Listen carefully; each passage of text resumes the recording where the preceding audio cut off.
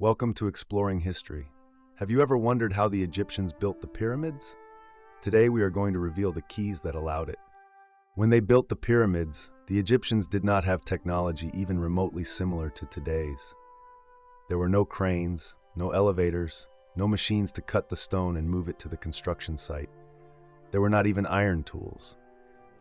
At first glance, it does not seem that they had the technical capacity to build these gigantic pharaonic tombs. However, their construction methods were so precise that they have nothing to envy of those that have been used until the 20th century. Engineers and archaeologists have investigated what means could have been used in the construction of the Great Pyramids.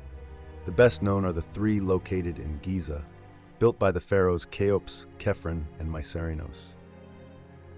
That of Cheops is the largest and tallest. It is 146 meters high and was built around the year 2550 before the Common Era, BCE. It is estimated that 2.3 million stone blocks weighing between 2.5 and 15 tons each were used. A mass of such size was able to be built thanks to a lot of manpower, time, and resources that demonstrate the great technical knowledge of the Egyptians. And step by step, perfection was reached.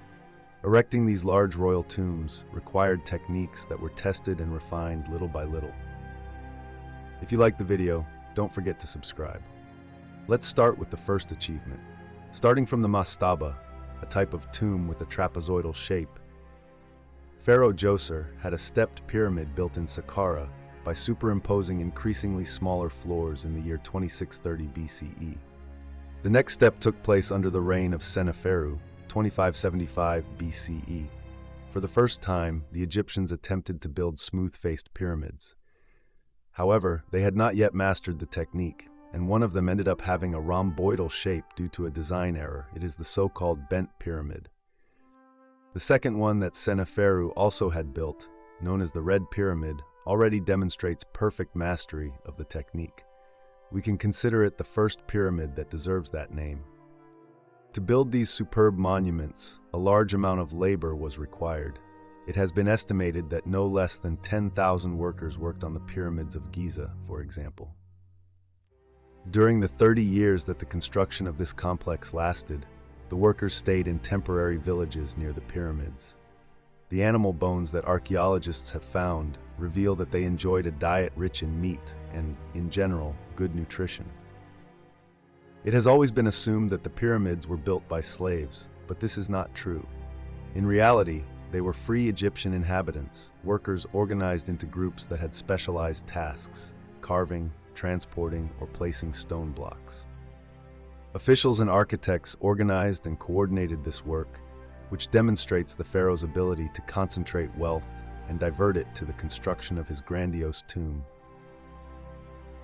One of the biggest challenges was to keep the structure of the pyramid stable, and to do this, it was possible to level the ground with a margin of error of less than a centimeter.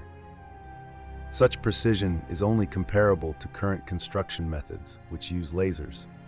To level the foundation, they supposedly employed water-filled trenches and techniques to tamp and align the stone blocks. The most used material was limestone, extracted from nearby quarries and cut into blocks with copper, bronze, or granite tools. For the cladding, they used higher quality limestone obtained near the present-day city of Cairo, and in some elements they used granite from Aswan, located more than 800 kilometers to the south.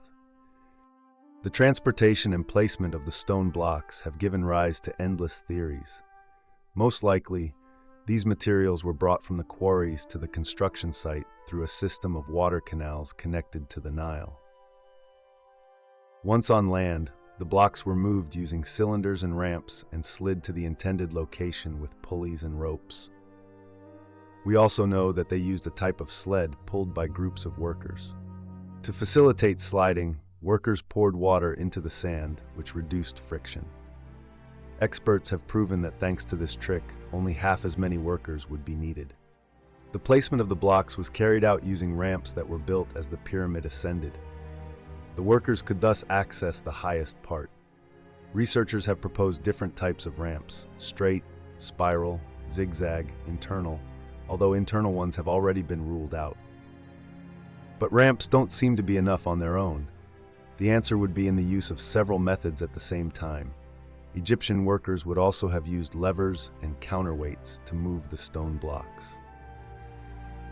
Today, experts continue to analyze the interior of the Great Pyramid of Giza to look for some clue about the technology used in its construction. This is the goal of the Scan Pyramids project. And although curious experiments have been carried out, such as building small-scale pyramids, the mystery of how they managed to build those amazing stone masses has not yet been completely revealed.